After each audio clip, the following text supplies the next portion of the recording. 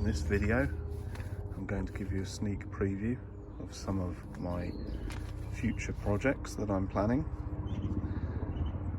and I'd like you to comment on this video and let me know which one you think I should do next. Okay, so I've got about 7 potential projects coming up. So let's have a look at this first of all. So this brake disc here is a rear vented brake disc. It's actually the cross drill groove type as well. So the standard rear discs on the 2.2 diesel are solid discs. Okay, solid discs. The front ones are vented, and I've already uprated those to cross drill grooved, slightly larger discs that are fitted to the 3.2 litre petrol model. I'll do another video sometime showing what I did to fit those, but what I would like to do is fit similar discs to the back, replace the solid discs with these nice big vented ones. Now, because vented discs are thicker, I will need to fit these thicker, wider calipers, and because I'm going to be undoing the brake lines, I may as well fit some nice stainless braided brake hoses. That's project number 1. Okay, project number 2 involves this old iPad and this little box here. So this plugs into the diagnostic socket. Let's take these two. Now, a lot of modern cars like Audis and Mercedes have what can only be described as an iPad mounted there, something like that. Maybe it sort of pops up or closes down, unfolds, and that will show sat nav and whatever else. Now this little gizmo here plugs into the diagnostic socket, which is down here somewhere, and will send all of the engine data by Bluetooth to an app on your iOS or Android phone or tablet. I've not plugged it in yet. I bought this ages ago. I've not plugged it in, but I have seen screenshots of the app, and what you can do is display, you can have that there, display lots of gauges of things like oil pressure, oil temperature, airflow, air intake temperature, throttle angle, etc, etc. You can do gauges, you can do graphs, you can have tables of data. Sounds quite an interesting project. Now this panel here, this looks like a speaker grill. There's actually no speaker under there on most Freelander 2s. That is a fake speaker grill. There's only a speaker under there if you have the sort of super duper sound system with the extra speakers. I don't, so I could remove this grill. It just literally just unpops. You just prise it up, pull it off, and somehow make some kind of housing to take an iPad, and that would need to be wired in somehow. This is just an old iPad with a cracked screen, but I can probably either get hold of one without the crack or replace the glass, and then that could be mounted with a sort of permanent power supply, so that when you turn the ignition on, it starts up, and you could have some apps on it, and one of the apps would be the thing that shows the gauges. That's something that I could do. Alternatively, rather than put the iPad there, I could actually have like triple gauges, old style gauges, a bit like these, You can actually have like a triple gauge pod that a lot of cars like Subaru and Imprezas and other cars like that, they have, you know, a sort of triple pod with the gauges sort of wired down invisibly, maybe oil pressure, voltage, turbo boost or something like that. So that's another idea. That's the third project. Triple gauge pod is project number 3. The iPad's project number 2. I will be putting a list up at the end of this video. So let's have a little look at what we could do for project 4 and 5. So project 4 will be some extra reverse lights mounted underneath somewhere. I've got some nice slimline bright LED sort of almost like spotlights. They're sort of quite good for sort of hiding underneath the back end. I don't know where I'd mount them, maybe onto this panel. Obviously can't mount them on the silencer, so it will just improve rear visibility. I have fitted a camera, rear view camera. I'll do another video. That project's already complete, but I'll do a video showing how I fitted that very soon. So extra reversing lights. I don't actually have the lights at the moment. I haven't got those yet, but I can get some, fit those. So that would be project number 4. Project number 5 would be some daylight running lights. So I could actually fit somewhere, I don't know where, maybe here or maybe here, some little white LED strips, which would come on when the ignition's on and probably go off when the headlights come on. Daylight running lights are meant to go off at night when the headlights are on. Currently I just always drive around with my headlights on, but sometimes I leave it on auto and the headlights don't come on.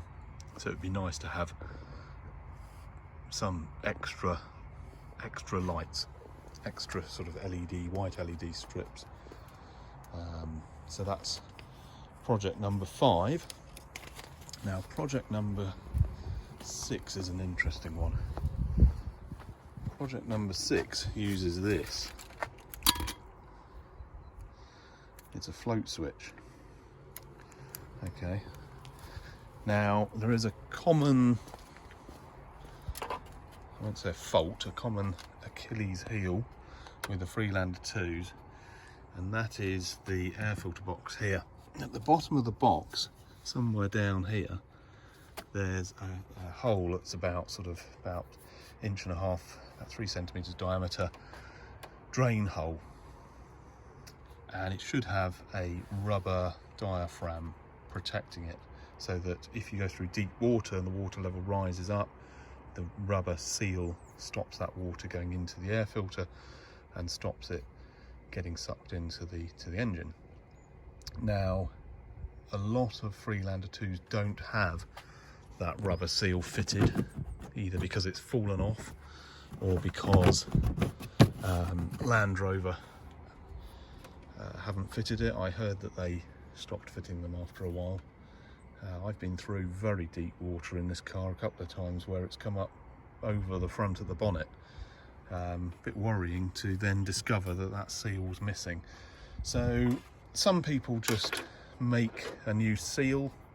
Some people might be lucky enough to buy the original seal and refit it. But I thought, why not go slightly better than that?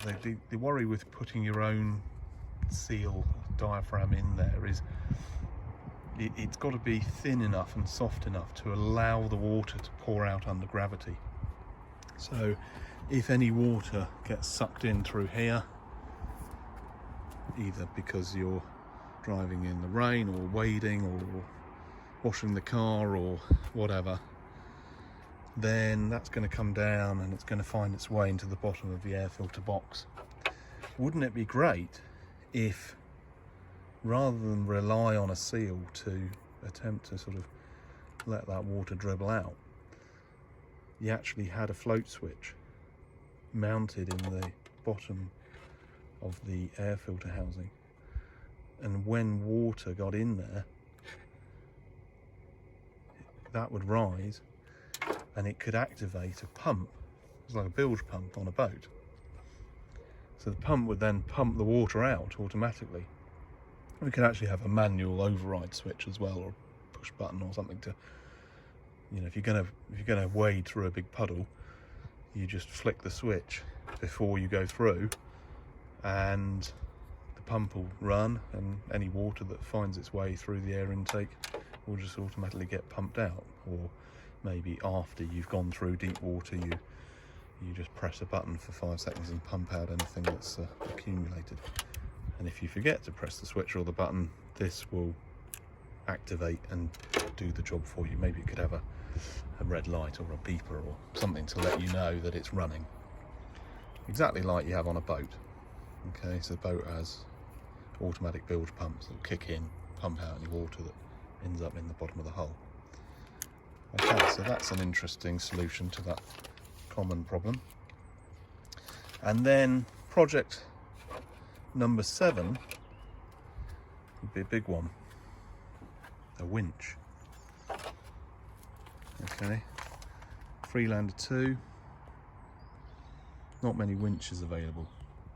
There is a winch available from Muddy Mods. What I might do is buy one of those brackets and fit my own winch in here somewhere. So it would involve taking the front end off. When you remove the front end, there is a steel cross member. You remove that, you replace the bracket in its place, and then you fit the winch, and it's behind here, between the grille. You can see the grille is there, and the radiator's actually there. There's a bit of space. You actually fit a winch very carefully into that space, and then the fair lead will be somewhere around here. Probably have to relocate the number plate, maybe to a square number plate there, or whatever. Don't know. That would be a big expensive project, but it's something I would like to do. So there we have it, 7 potential projects. Project 1, rear brake disc upgrade with new calipers. Project 2, an iPad mounted into the dashboard to show digital gauges. Project 3 would be an analogue equivalent of that, so an old style triple gauge pod. Project 4, additional reverse lights. Project 5, daylight running lights. Project 6, automatic bilge pump in the air filter housing. And Project 7, a winch.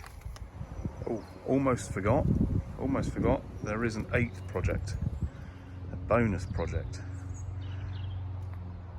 And that is using this. This is a sensor for the automatic windscreen wipers. And it works by sending an infrared beam at 45 degrees to the glass, the inside of the glass, and then a photodiode picks up what's reflected back from the front surface of the glass. And if there's rain on the glass, the droplets mess up that front surface and the light is not reflected back. So that's how it detects the rain. And an 8th bonus project would be automatic rear wipers. So the rear wipers currently are just on an intermittent. So they're either on, int or not at all. What happens is you put them on, and then 5 minutes later you're driving along and the wiper's squeaking away on dry glass, and you turn them off and then you can't see out the back.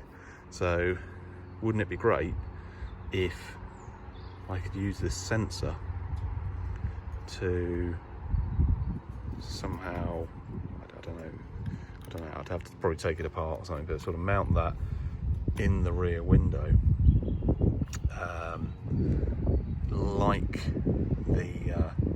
like the front sensor. Let's just have a look at the front sensor quickly. Where is it? Oh, I can't really see it because of the bright sunshine. Can't really see it. There it is.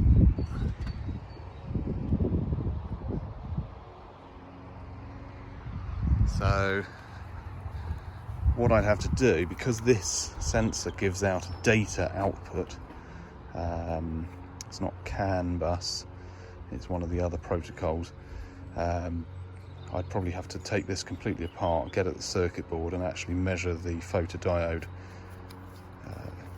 output directly, and then build an electronic circuit to pulse the rear wiper when required. So that's an 8th project, automatic rear wipers.